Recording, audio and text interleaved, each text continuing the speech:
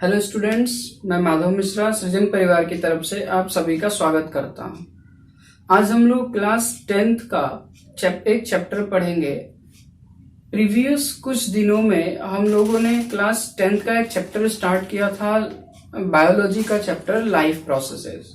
और life processes में हम लोग उसका फर्स्ट पार्ट पढ़ रहे थे, न्यूट्रिशन, जो कि कंप्लीट हो चुका है। इस पार्ट में हम लोग न्यूट्रिशन में प्लांट और एनिमल्स में न्यूट्रिशन पढ़ा, जिसमें हम लोगों ने एनिमल्स में, ह्यूमन बीइंग में किस तरह से न्यूट्रिशन होता है ये भी पढ़ा था। अब हम लोग इस चैप्टर के सेकंड पार्ट की तरफ बढ़ते हैं। आज हम लोग एक नया पार्ट स्टार्ट करने वाले हैं, एक नया लाइफ प्रोसेस के बारे में। आज से हम लोग का क्लास स्टार्ट होने वाला है। वो लाइफ प्रोसेस है रेस्पिरेशन। इस पार्ट में भी हम लोग प्लांट और एनिमल दोनों में ही रेस्पिरेशन के बारे में पढ़ेंगे। एक्चुअली प्लांट और एनिमल्स जो हैं वो रेस्पिरेशन कैसे करते हैं। अब रेस्पिरेशन का एक बहुत ही सिंपल सा कॉन्सेप्ट आप समझ सकते हैं कि प्लांट और एनिमल जो फूड ले रहे हैं उससे एनर्जी कैसे प्रोड्यूस कर रहे हैं। और आज के क्लास में हम लोग रेस्पिरेशन के बहुत ही बेसिक से कॉन्सेप्ट के बारे में समझेंगे। यानी आज केवल हम लोग को ये रेस्पिरेशन के बारे में समझना है कि एक्चुअली रेस्पिरेशन है क्या, रेस्पिरेशन का कॉन्सेप्ट क्या है। क्या रेस्पिरेशन केवल ऑक्सीजन लेना है या रेस्पिरेशन में और भी चीजें हैं। क्योंकि ज्यादातर जब रेस्पिरेशन की बात की जाती है तो मोस्ट ऑफ द केसेस में माइंड में यही आता है कि ऑक्सीजन लेना और CO2 रिलीज करना, यानी सांस लेना सांस छोड़ना, इनहेलेशन एक्सहेलेशन को ही रेस्पिरेशन मान बैठते हैं। लेकिन एक्चुअली रेस्पिरेशन एक ब्रॉड टर्म है। तो आज के क्लास में हम लोग इस रेस्पिरेशन के कॉन्सेप्ट को बिल्कुल क्लियर तरीके से समझेंगे कि रेस्पिरेशन क्या है। तो चलिए हम लोग स्टार्ट करते हैं आज का क्लास रेस्पिरेशन का।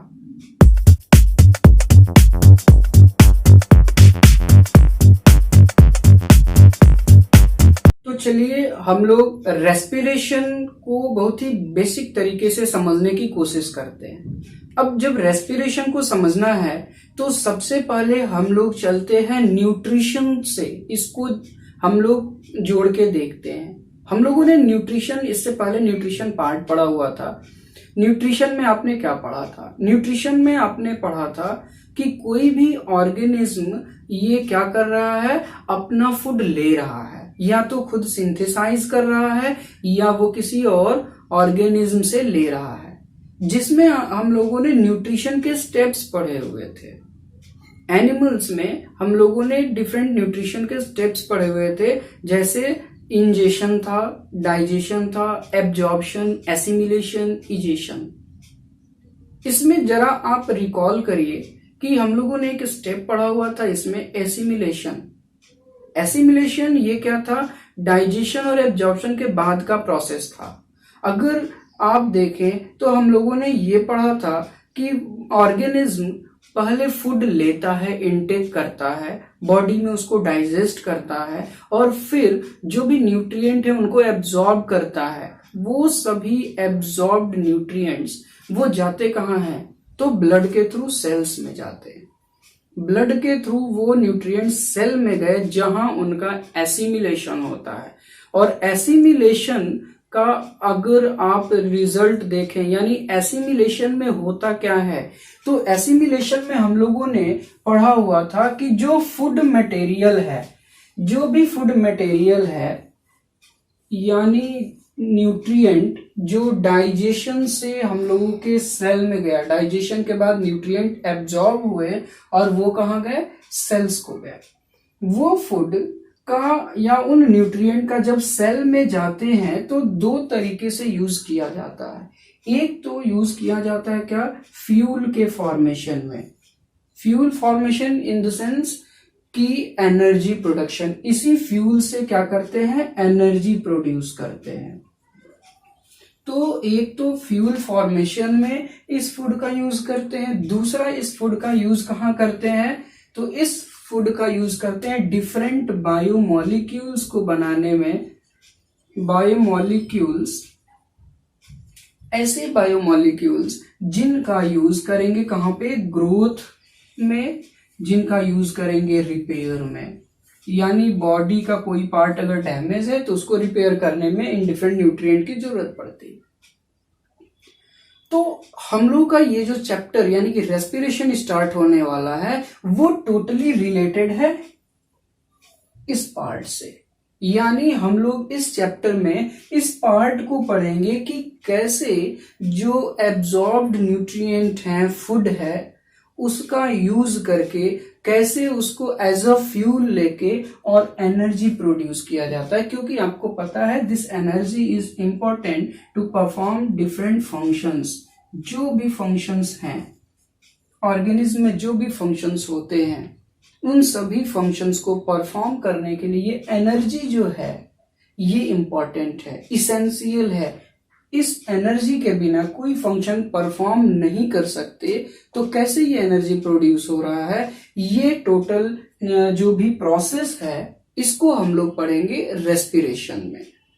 तो ये तो बेसिक सा हम लोगों ने देखा कि रेस्पिरेशन अगर आप देखें तो ये रेस्पिरेशन का प्रोसेस कहीं ना कहीं न्यूट्रिशनल प्रोसेस से ये रिलेटेड है। और इसको आपको एक हम डायग्राम के थ्रू रिप्रेजेंट भी करेंगे। बहुत ही इंटरेस्टिंग डायग्राम है जिससे आप बिल्कुल उसके एग्जैक्ट कॉन्सेप्ट को समझ सकते हैं। लेकिन इससे पहले चलिए हम लोग सबसे पहले देखते हैं रेस्पिरेशन का कॉन्सेप्ट। तो हम लोग अब अपने टॉपिक पे आते हैं रेस्पिरेशन पे।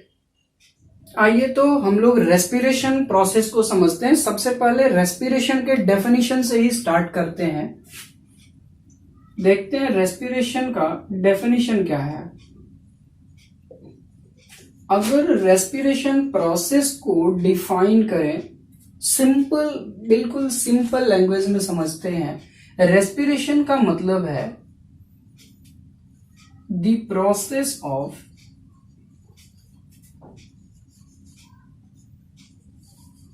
taking oxygen from environment and production of energy inside the cell. ये बहुत ही सिंपल सा एक डेफिनेशन है जिससे आप रेस्पिरेशन के कॉन्सेप्ट को समझ सकते हैं। इसमें दो चीजें इंपॉर्टेंट हैं, जरा इन दो चीजों पे आपको ध्यान देना है। एक है टेकिंग ऑक्सीजन, ऑक्सीजन को लेना है। कहां से लेना है, तो इन्वायरमेंट से लेना है। यानी ये ऑक्सीजन कहां से मिलेगा, environment. Environment in the sense atmosphere. आपको पता है हमारे एटमॉस्फेयर में 21% ऑक्सीजन है। यानी इस एयर में 21% ऑक्सीजन है। इस एयर से ही क्या करना है, ऑक्सीजन लेना है। और फिर इस ऑक्सीजन का यूज करके, इसी ऑक्सीजन से प्रोसेस हम लोग फिर पढ़ेंगे, इसका यूज करके और हमें करना क्या है, प्रोडक्शन ऑफ एनर्जी। एनर्जी का प्रोडक्शन किया जाता है हमारी बॉडी में। और बॉडी में कहां पे होता है, तो बॉडी में सेल्स में होता है।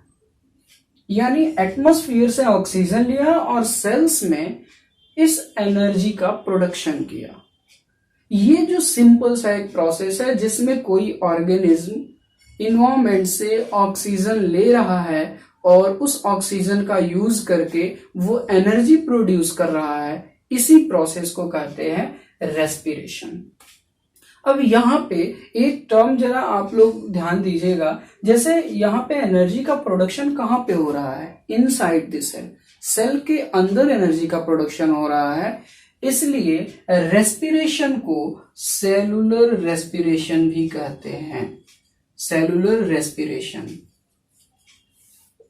क्योंकि जो रेस्पिरेशन हो रहा है या एनर्जी का प्रोडक्शन हो रहा है वो कहां पे हो रहा है, सेल के अंदर ही हो रहा है, इसलिए इसको सेलुलर रेस्पिरेशन भी कहते हैं। ये तो सिंपल सा कॉन्सेप्ट है कि एक्चुअली रेस्पिरेशन क्या है। अब थोड़ा सा हम लोग आते हैं कि एक्चुअली रेस्पिरेशन जो टर्म है यहाँ पे एक टर्म आता है ब्रीदिंग और एक टर्म आता है रेस्पिरेशन। इन दोनों में कंफ्यूजन रहता है ब्रीदिंग और रेस्पिरेशन में, उसको क्लियर करते हैं। एक्चुअली रेस्पिरेशन एक ब्रॉड टर्म है। रेस्पिरेशन एक ब्रॉड टर्म है जिसमें दो प्रोसेसेस होते हैं। अगर आप देखें तो इसमें दो प्रोसेस इन्वॉल्व हैं। एक प्रोसेस है ब्रीदिंग और दूसरा प्रोसेस है ऑक्सीडेशन ऑफ फूड।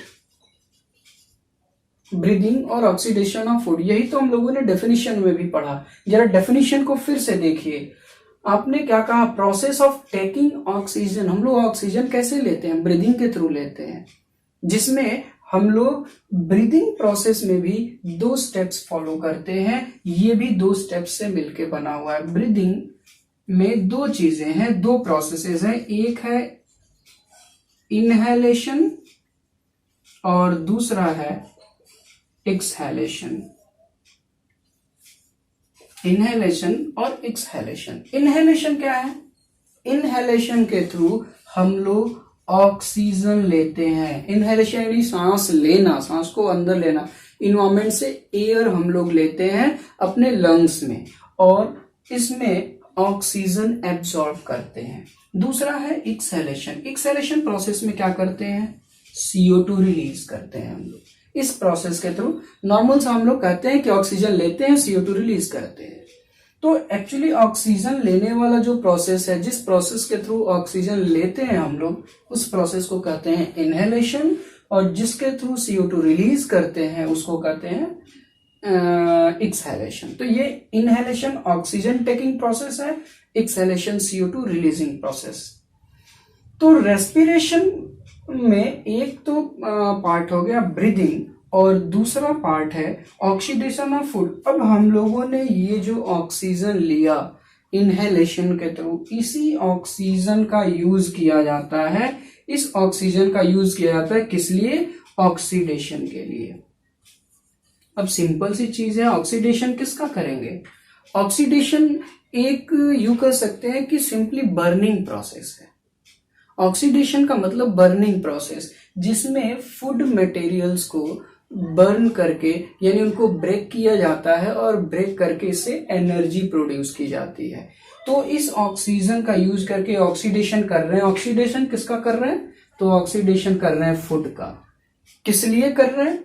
तो इसका ऑक्सीडेशन कर रहे हैं एनर्जी प्रोड्यूस करने के लिए। ये ध्यान रखिएगा, यहाँ पे एरो क्या शो कर रहा है?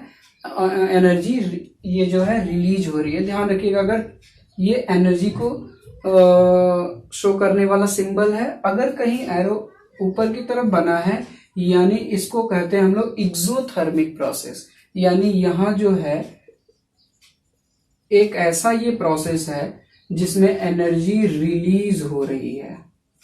और अगर यही एरो डाउनवर्ड हो, इसका मतलब है कि यहां पे एनर्जी कंज्यूम हो रहा है। यहां पे एनर्जी कंज्यूम हो रहा है। तो ये दो स्टेप्स हैं। अब जरा यहां इसको आप ध्यान से समझिए। हमने कहा रेस्पिरेशन में क्या हो रहा है? तो टेकिंग ऑफ ऑक्सीजन यानी ऑक्सीजन ले रहे हैं। ये स्टेप किसका है? तो ब्रीदिंग का, यानी ब्रीदिंग हो रहा है। दूसरा क्या हो रहा है? Production of energy. इसको कह लेते हैं हम लोग क्या? ऑक्सीडेशन। यानी ये जो ब्रीदिंग का स्टेप है या ब्रीदिंग प्रोसेस है, ये इस रेस्पिरेशन का ही एक पार्ट है। ब्रीदिंग रेस्पिरेशन से अलग नहीं है, लेकिन केवल ब्रीदिंग को रेस्पिरेशन नहीं कहा जा सकता। ब्रीदिंग एक छोटा सा टर्म हुआ, या यूं कह ले रेस्पिरेशन का एक पार्ट है। रेस्पिरेशन दो स्टेप में कंप्लीट हो रहा है, ब्रीदिंग और ऑक्सीडेशन में। केवल ब्रीदिंग को रेस्पिरेशन नहीं कह सकते हैं। तो ये है ब्रीदिंग और ऑक्सीडेशन दो प्रोसेस से मिलके बना है रेस्पिरेशन। अब हम लोग आगे समझते हैं कि ये रेस्पिरेशन के थ्रू कैसे एनर्जी प्रोड्यूस किया जाता है। तो हम लोगों ने देखा रेस्पिरेशन को, समझा कि रेस्पिरेशन में ही ब्रीदिंग भी आता है, यानी ब्रीदिंग और रेस्पिरेशन क्या है, इन चीजों को हम लोगों ने समझा। हम लोग को अब जो पढ़ना है वो पढ़ना है कि रेस्पिरेशन से एनर्जी कैसे प्रोड्यूस होता है। अब थोड़ा सा यहाँ पे समझना है, दो चीजें हैं। एक तो रेस्पिरेशन के प्रोसेस के थ्रू एनर्जी कैसे प्रोड्यूस हुआ, यानी एनर्जी का प्रोडक्शन कैसे होता है, और दूसरा इस रेस्पिरेशन के प्रोसेस से जो एनर्जी प्रोड्यूस हो रहा है उस एनर्जी का क्या होता है। नॉर्मली अगर देखें तो उस एनर्जी का कुछ पार्ट तो यूज किया जाता है, हमारी बॉडी यूज करती है डिफरेंट फंक्शंस को परफॉर्म करने के लिए। इटसेल्फ जो एनर्जी प्रोड्यूसिंग ऑर्गन है यानी कि माइटोकॉन्ड्रिया, वो भी उसका कुछ पार्ट यूज कर लेता है क्योंकि उसको भी अपने फंक्शंस परफॉर्म करने हैं। तो कुछ पार्ट तो उसका डिफरेंट फंक्शंस के लिए यूज कर लिए जाते हैं, लेकिन जो एक्स्ट्रा एनर्जी है यानी जो एनर्जी बच गई वो एनर्जी स्टोर कर लिया जाता है एटीपी के फॉर्म में। आप लोगों ने एटीपी के बारे में पढ़ा होगा कि ये क्या है, एनर्जी करेंसी कहलाती है हमारी बॉडी की, यानी एनर्जी को एटीपी के फॉर्म में स्टोर किया जाता है। आइए इन दोनों चीजों को समझते हैं। सबसे पहले हम लोग समझते हैं कि एनर्जी का प्रोडक्शन कैसे होता है, और इसको एक डायग्राम के थ्रू, आपको हमने स्टार्टिंग में कहा था कि एक डायग्राम के थ्रू हम लोग समझेंगे कि कैसे न्यूट्रिशन और रेस्पिरेशन एक दूसरे से रिलेटेड हैं। तो इसको भी हम लोग यहाँ देखते हैं उस डायग्राम के थ्रू, और ये भी समझने की कोशिश करते हैं कि एक्चुअली एनर्जी प्रोड्यूस कैसे होता है। तो सबसे पहले थोड़ा सा आप लोग ध्यान दीजिए, हम लोगों ने न्यूट्रिशन में पढ़ा था क्या कि एक तो प्रोसेस होता है इंजेशन, यानी फूड को लिया, और फूड को लेने के बाद यानी हमने फूड लिया, और ये जो फूड है इस फूड का क्या होता है, तो इस फूड का होता है डाइजेशन। इस फूड का डाइजेशन होता है, ध्यान दीजिएगा एक एक स्टेप को। अब डाइजेशन के बाद क्या होता है, इस फूड को डाइजेशन के बाद ट्रांसफर किया जाता है किसके थ्रू, तो एक प्रोसेस है एब्जॉर्प्शन। एब्जॉर्प्शन का प्रोसेस है। इस एब्जॉर्प्शन के प्रोसेस के थ्रू डाइजेस्टिव सिस्टम से एलिमेंट्री कैनाल के स्मॉल इंटेस्टाइन के वॉल से ये कहाँ चला जाता है, न्यूट्रिशन जो भी न्यूट्रिएंट्स हैं वो चले जाते हैं ब्लड में। ब्लड में मिक्स कर दिया जाता है, ये हो गया ब्लड। फिर ब्लड से कहाँ जाता है, तो आपने पढ़ा हुआ है ब्लड क्या करता है, थ्रू आउट द बॉडी जो भी न्यूट्रिएंट्स हैं उनको डिफरेंट सेल्स तक ले जाता है। ये कहाँ गया, सेल में गया। फिर सेल में आपने पढ़ा हुआ है पावर हाउस क्या है, पावर हाउस पढ़ा है आपने सेल ऑर्गेनेल जिसका नाम है माइटोकॉन्ड्रिया। तो ये कहाँ जाता है, माइटोकॉन्ड्रिया में। ध्यान से समझिएगा, हम लोग बिल्कुल उस लोकेशन पे जा रहे हैं जहां पे एनर्जी का प्रोडक्शन हो रहा है। ये माइटोकॉन्ड्रिया जहां पे क्या होता है, यही माइटोकॉन्ड्रिया एनर्जी प्रोड्यूस करता है। यानी ये जो फूड जिसका डाइजेशन हुआ, और डाइजेशन से मिला क्या, तो इस डाइजेशन से हमें मिला था न्यूट्रिएंट्स मिले थे। यही न्यूट्रिएंट तो गए थे ना सेल्स तक। तो ये डाइजेशन से जो न्यूट्रिएंट मिले वो एब्जॉर्ब हुए, ब्लड में गए, फिर वहां से सेल से माइटोकॉन्ड्रिया गए जहां एनर्जी का प्रोडक्शन हो रहा है रेस्पिरेशन के थ्रू। इसका एक पार्ट और है इससे रिलेटेड। हम लोग जो अभी रेस्पिरेशन पढ़ रहे हैं तो हम लोगों ने सिंपल सा प्रोसेस पढ़ा कि हम लोग क्या करते हैं रेस्पिरेशन में हम लोग क्या करते हैं, तो एक स्टेप है ब्रीदिंग। हम लोग क्या करते हैं, पहले ब्रीदिंग करते हैं, और पहला स्टेप जो है रेस्पिरेशन का। और ब्रीदिंग से क्या होता है, ब्रीदिंग से हम लोग लेते हैं ऑक्सीजन, और ये ऑक्सीजन एब्जॉर्ब कहाँ होता है हमारी बॉडी में, तो ये ऑक्सीजन हम लोग ले रहे हैं लंग्स के थ्रू। नॉर्मली हमारे रेस्पिरेटरी सिस्टम का पार्ट है लंग्स, तो लंग्स के थ्रू हम लोग क्या कर रहे हैं, इस ऑक्सीजन को एब्जॉर्ब कर रहे हैं। फिर लंग्स में एब्जॉर्ब होने के बाद ये ऑक्सीजन जाता कहाँ है, तो लंग्स के थ्रू एब्जॉर्ब होने के बाद ये ऑक्सीजन जाता है इसी ब्लड में।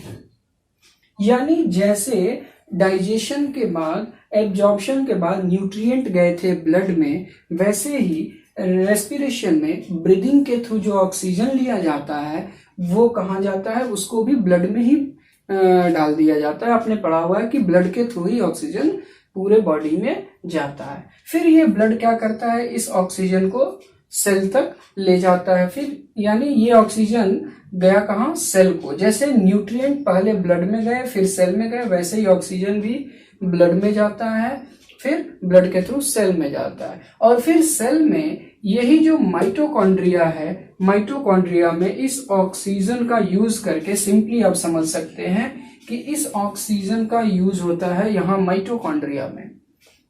किस प्रोसेस में, ऑक्सीडेशन के प्रोसेस में, बर्निंग प्रोसेस में, ब्रेकिंग डाउन प्रोसेस में। किसका ब्रेकिंग डाउन हो रहा है, तो ये जो न्यूट्रिएंट जो गया था सेल में, माइटोकॉन्ड्रिया में। तो इस तरह से अगर आप देखें तो ये ऑक्सीजन इस कैस्केड के थ्रू, इस रास्ते से, इस पैसेज के थ्रू माइटोकॉन्ड्रिया तक गया, न्यूट्रिएंट भी इसी रास्ते के थ्रू माइटोकॉन्ड्रिया तक गए, और इस माइटोकॉन्ड्रिया में इस ऑक्सीजन के प्रेजेंस में, यानी रेस्पिरेशन के थ्रू जो ऑक्सीजन लिया था उसके प्रेजेंस में इस न्यूट्रिएंट का ऑक्सीडेशन हो रहा है। यहाँ पे क्या हो रहा है, ऑक्सीडेशन, यहाँ लिख दिया हमने, ऑक्सीडेशन हो रहा है, और जिससे एनर्जी प्रोड्यूस हो रही है। अब यहाँ पे एक चीज, जैसे हमने आपको स्टार्टिंग में बताया था कि ये जो न्यूट्रिशन, या यूं कह लें कि न्यूट्रिशन और रेस्पिरेशन दोनों ही प्रोसेसेस इंटर रिलेटेड है, एक दूसरे से जुड़े हुए हैं। आप समझ सकते हैं यहाँ पे कैसे जुड़े हुए हैं। न्यूट्रिशन से हमें न्यूट्रिएंट मिल रहे हैं, रेस्पिरेशन से ऑक्सीजन मिल रहा है। इन दोनों की जरूरत है इस एनर्जी प्रोडक्शन में। अगर न्यूट्रिएंट ना हो तो भी ऑक्सीडेशन किसका होगा, एनर्जी प्रोड्यूस नहीं होगा। अगर ऑक्सीजन ना हो तो फिर ऑक्सीडेशन कैसे होगा, फिर भी एनर्जी प्रोड्यूस नहीं होगा। इट मीन्स ये दोनों ही एक दूसरे के कॉम्प्लीमेंट्री हो गए, एक दूसरे से रिलेटेड हैं, जो क्या कर रहे हैं, दोनों मिलके एनर्जी प्रोडक्शन का काम कर रहे हैं। तो ये तो सिंपली हम लोगों ने पढ़ा कि ये सिस्टम, न्यूट्रिशनल सिस्टम और ये जो रेस्पिरेटरी सिस्टम है, कैसे एक दूसरे के साथ काम कर रहे हैं एनर्जी प्रोडक्शन में। अब हम लोग थोड़ा एक सिंपल से रिएक्शन से समझते हैं कि एक्चुअली एनर्जी प्रोडक्शन के प्रोसेस में होता क्या है, यानी कैसे एनर्जी प्रोड्यूस हो रहा है। आइए तो देखते हैं प्रोसेस ऑफ रेस्पिरेशन को जरा हम लोग समझते हैं एक वर्ड इक्वेशन के थ्रू, कि कैसे रेस्पिरेशन का प्रोसेस होता है, एनर्जी कैसे प्रोड्यूस होती है। नॉर्मली जैसे अभी हम लोगों ने इस डायग्राम में देखा था कि न्यूट्रिएंट्स और ऑक्सीजन दोनों को ब्लड के थ्रू सेल्स तक पहुंचाया जाता है, जहां सेल के अंदर माइटोकॉन्ड्रिया तक जाते हैं, और उस माइटोकॉन्ड्रिया में ऑक्सीडेशन का प्रोसेस होता है। अगर उस इक्वेशन को हम लोग रिएक्शन से एक समझने की कोशिश करें उस रिएक्शन को, तो एक वर्ड इक्वेशन लिखते हैं, जरा ध्यान दीजिएगा। सबसे पहले क्या है, फूड, यानी माइटोकॉन्ड्रिया में जाता है फूड, और फूड के साथ साथ क्या है, ऑक्सीजन। चूंकि ऑक्सीजन के प्रेजेंस में ऑक्सीडेशन होता है, तो इस फूड का इस ऑक्सीजन के प्रेजेंस में ऑक्सीडेशन होता है। प्रोसेस क्या है, ऑक्सीडेशन का प्रोसेस, इसका ऑक्सीडेशन होता है, और ऑक्सीडेशन से प्रोडक्ट क्या बनते हैं, नॉर्मली हम लोग जैसे कहते हैं एनर्जी प्रोड्यूस हो रहा है, लेकिन इसके साथ साथ कुछ और भी प्रोडक्ट बनते हैं। ऑक्सीजन के प्रेजेंस में जो रेस्पिरेशन होता है उसके प्रोडक्ट क्या होते हैं, तो उसके मेन प्रोडक्ट होते हैं CO2, वाटर, H2O, और क्या है, एनर्जी रिलीज होता है। CO2 ये क्या है, कार्बन डाई ऑक्साइड, H2O ये क्या है, वाटर मॉलिक्यूल, और एनर्जी प्रोड्यूस हो रहा है। ये 3 प्रोडक्ट बन रहे हैं। अब इसका अगर देखें तो ऑक्सीडेशन प्रोसेस का मेन प्रोडक्ट है एनर्जी, और ये CO2 और H2O ये दोनों क्या है, इसके बाई प्रोडक्ट हैं, यानी एनर्जी के साथ साथ ये भी प्रोड्यूसर। यानी फूड को फाइनली इन 3 चीजों में तोड़ दिया जाता है, CO2, H2O और एनर्जी में। अब ये तो एनर्जी हमारे यूज का है बॉडी के, जिसको यूज कर लिया जाता है। इस एनर्जी का डिफरेंट फंक्शंस में या तो स्टोर कर लिया जाता है।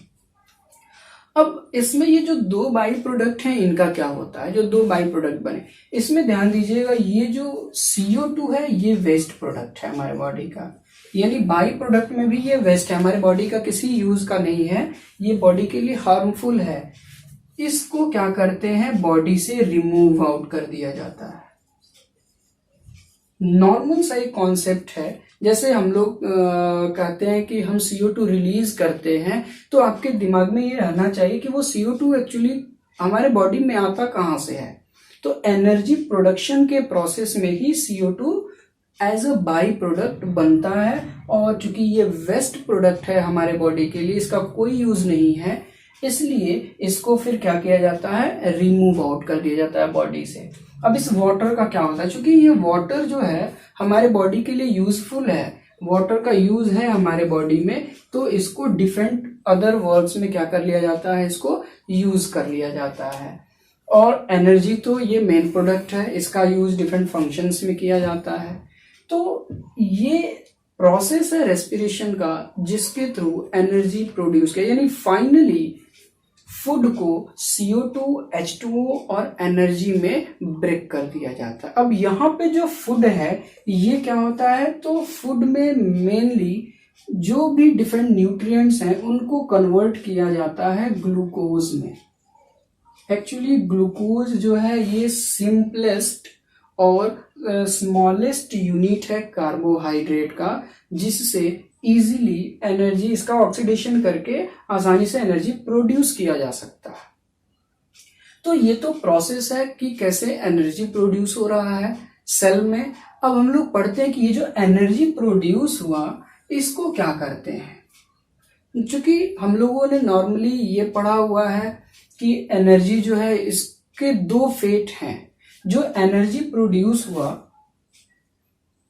इस एनर्जी के दो फेट हैं, या तो इस एनर्जी को कंज्यूम कर लिया जाए, यानी इसका कुछ हिस्सा डिफरेंट फंक्शंस को परफॉर्म करने में कंज्यूम किया जाता है, और इस एनर्जी का जो एक्स्ट्रा पार्ट है, यानी हमने जितना कंज्यूम किया उसके बाद जो बच गया उस पार्ट को क्या किया जाता है, स्टोर कर लिया जाता है। अब हम लोगों को यही पढ़ना है कि इस एनर्जी को स्टोर कैसे करते हैं बॉडी में। चलिए आगे हम लोग देखते हैं कि एनर्जी जो है जो प्रोड्यूस हुआ, यानी हम लोगों ने अभी पढ़ा कि फूड को ऑक्सीडाइज करके ऑक्सीजन के प्रेजेंस में क्या हो रहा है, एनर्जी प्रोड्यूस हो रहा है।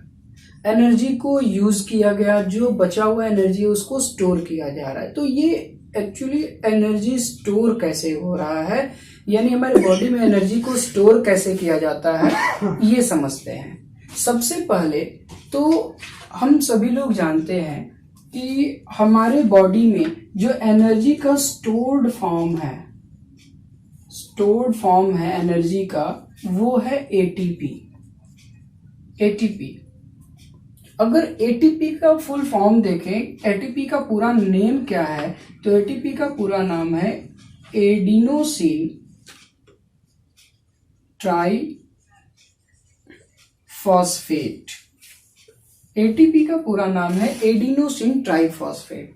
एक्चुअली ये, इसको हम लोग ATP को कॉमनली एनर्जी करेंसी भी कहते हैं। Energy currency in the sense कि ATP एनर्जी का वो स्टोर्ड फॉर्म है, जिससे जब चाहे हमारी बॉडी एनर्जी इससे गेन कर सकती है और उस एनर्जी को यूज कर सकती है। तो ATP के फॉर्म में जो एक्स्ट्रा एनर्जी है उसको स्टोर किया जाता है।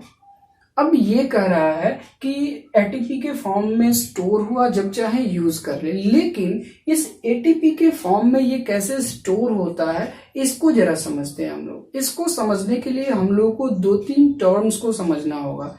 जैसे ये एक टर्म तो अभी हम लोगों ने देखा ATP, इसी से रिलेटेड एक टर्म है ADP और एक टर्म है इनऑर्गेनिक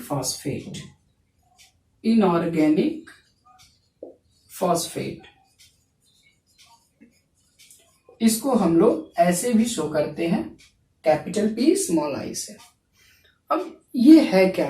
तो एक तो हमने अभी देखा एटीपी का मतलब है एडिनोसिन ट्राइफॉस्फेट, टी का मतलब ट्राई, बस एडीपी में भी वही है, टी से ट्राई, यहाँ डी है तो ये क्या हो जाएगा डाइफॉस्फेट, एडिनोसिन डाइफॉस्फेट। एक्चुअली ये कुछ केमिकल सब्सटेंसेस हैं जिनके बारे में डिटेल में हम लोग हायर क्लासेस में पढ़ेंगे। ये हमारे सेल के साइटोप्लाज्म में प्रेजेंट होते हैं। ये एटीपी, एडीपी, इनऑर्गेनिक फॉस्फेट्स। ये अगर इनऑर्गेनिक फॉस्फेट की बात करें तो ये क्या है, फॉस्फेट ये दो चीजों से मिलके बना हुआ है।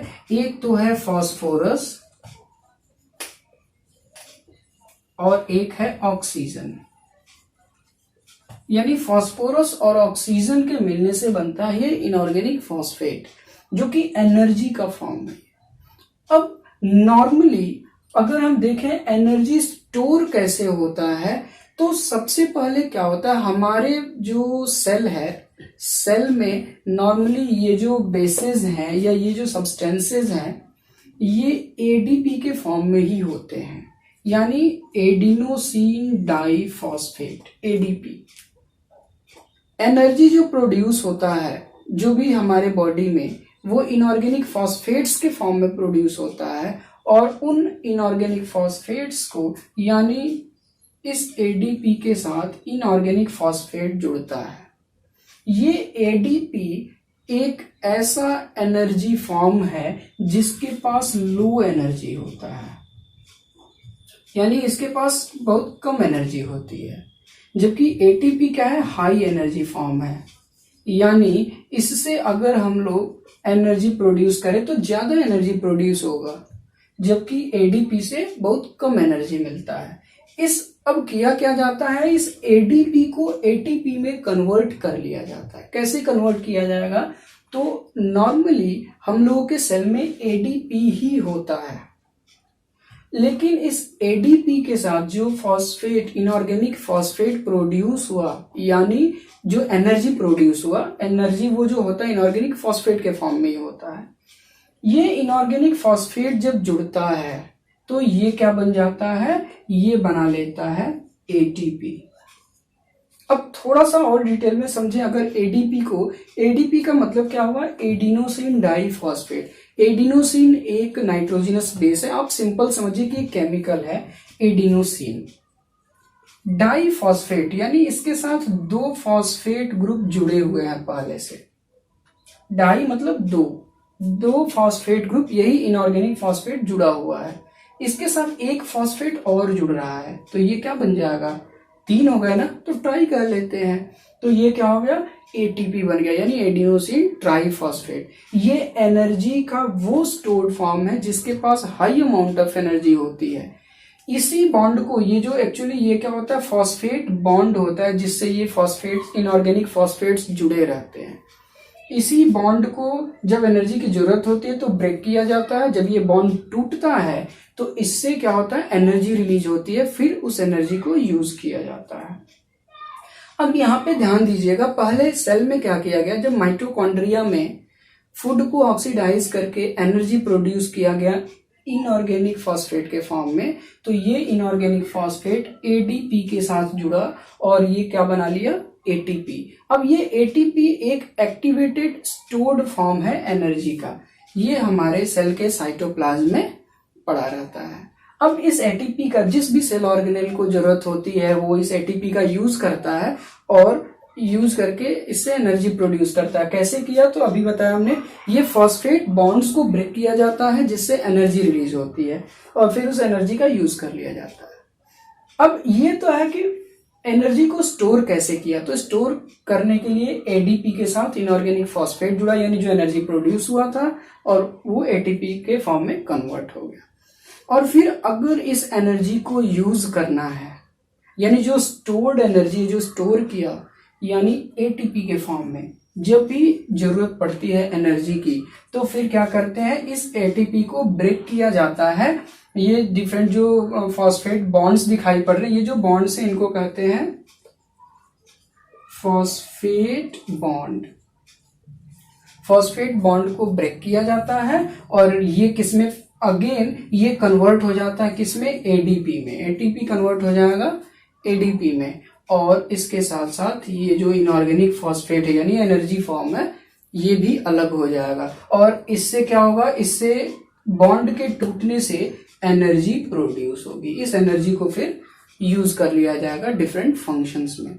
तो इस तरह से हमारे बॉडी में एनर्जी को स्टोर किया जाता है, प्रोड्यूस्ड एनर्जी को, और उसका यूज किया जाता है।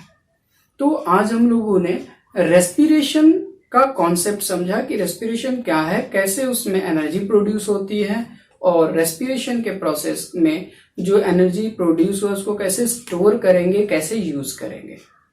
नेक्स्ट क्लास में हम लोग पढ़ेंगे टाइप्स ऑफ रेस्पिरेशन। रेस्पिरेशन के टाइप्स कितने तरह के होते हैं। तो आप लोग इस क्लास को जरा ध्यान से पढ़िएगा, मन लगा के पढ़िए, बहुत ही सिंपल से कॉन्सेप्ट है और इस चैप्टर से आपके बोर्ड एग्जाम में क्वेश्चंस आते हैं। तो आप लोग ये जो भी क्लासेस कर रहे हैं अपने बोर्ड एग्जाम के प्रिपरेशन के पॉइंट ऑफ व्यू से करिएगा, अपने नोट्स बनाते रहिए।